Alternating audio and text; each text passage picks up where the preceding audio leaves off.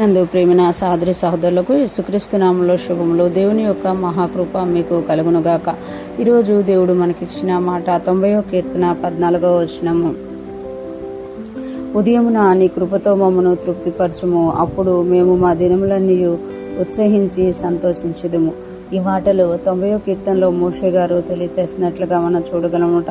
మా దినములను మాకు లెక్కించుట మాకు నేర్పించు, జ్ఞాన హృదయం కలుగు చేయు అంటూనే మా ప్రతి దినమున ఉదయమున నీ కృపతో మమ్మను తృప్తిపరచుము. ఉదయకాలాన్ని లేచిన వెంటనే మమ్మల్ని నీ కృపతో మమ్మల్ని తృప్తిపరచుము అని ఇక్కడ తెలియచేస్తున్నారన్నమాట. ప్రతి ఒక్కరం కూడా దేవుణ్ణి ఎరిగిన ప్రతి ఒక్కరు కూడా ఈ మాట ఉదయాన్నే ప్రార్థించుకుంటూ ఉంటామన్నమాట. ఉదయమున ప్రభా నీ కృపతో మమ్మను తృప్తిపరచు. ఈ దినమంతట్లో మనం చేసే ప్రతి విషయంలో కూడా దేవుని కృపను వేడుకున్నప్పుడు ఆ దినమంతా కూడా మనం ఏం చేస్తాము అని అంటే ఉత్సహిస్తామంట. ఇక్కడ మోషే గారు అదే చెప్తున్నారు, ఉదయాన్నే నీ కృపతో మమ్మల్ని తృప్తిపరచు అంటే మేము తృప్తిపరచబడేటంతగా నీ కృపతో మమ్మల్ని నింపు, అప్పుడు మేము మా దినములన్నీ ఉత్సహించి సంతోషించదాము, అప్పుడు మేము మా దినములన్నీ ఉత్సహించి సంతోషిస్తాము అని ఇక్కడ తెలియజేస్తామట. అంటే ఎప్పుడు అనంటే ఉదయాన్నే మనం లేచి దేవుని కృపతో ఎప్పుడైతే నింపబడతామో, ఆయన కృపని వేడుకుంటామో, అప్పుడు మన దినాలన్నీ ఎలా ఉంటాయట, ఉత్సహించేవిగా సంతోషించేవిగా ఉంటాయంట. మనం చూస్తాం కదా, ఎప్పుడైతే దేవుడు ప్రతి దినము కూడా నూతనముగా ఆయనకు వాత్సల్యత పుడుతుందట.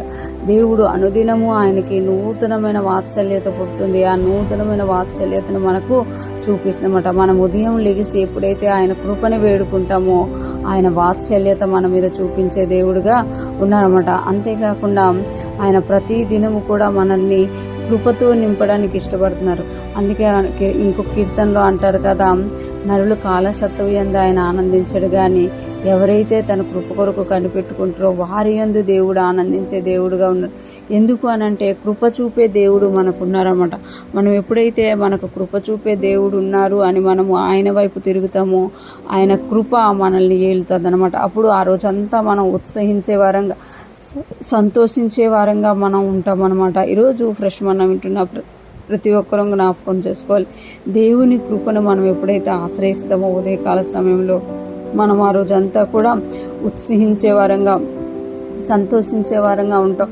మనము ఆ దినము టెన్షన్స్ వర్రీస్ లేకుండా, చింత అనేది లేకుండా జీవించాలి అని అంటే ఉదయాన్నే ఆయన కృపతో మనం నింపబడాలన్నమాట.